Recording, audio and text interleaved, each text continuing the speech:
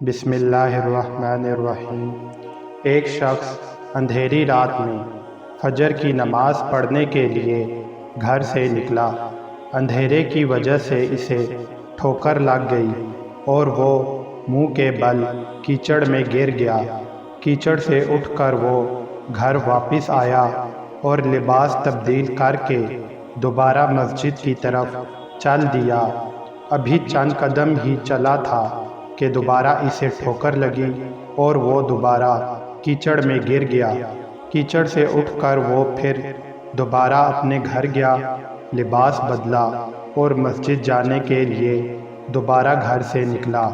جیسے ہی وہ اپنے گھر سے باہر نکلا تو اس کے دروازے پر اسے ایک شخص ملا جو اپنے ہاتھ میں روشن چراغ تھامے ہوئے تھا۔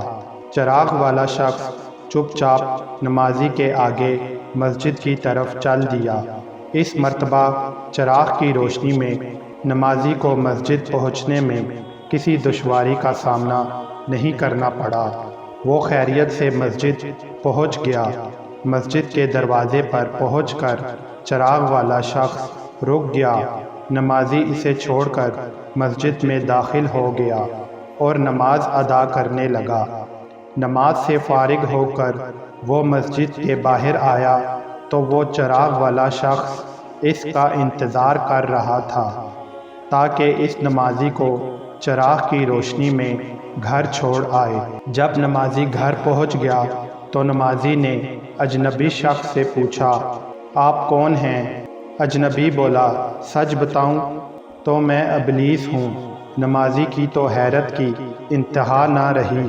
اس اجنبی کی یہ بات سن کر نمازی سوچنے لگا، ابلیس شیطان کیسے مجھے مسجد تک چھوڑ سکتا ہے؟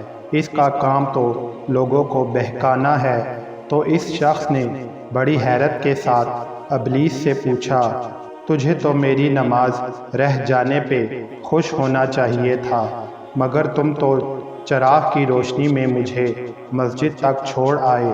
ابلیس نے جواب دیا کہ جب تمہیں پہلی ٹھوکر لگی تو تم لباس تبدیل کر کے مسجد کی طرف پلٹے تو اللہ تعالیٰ نے تیرے سارے گناہ معاف فرما دیے۔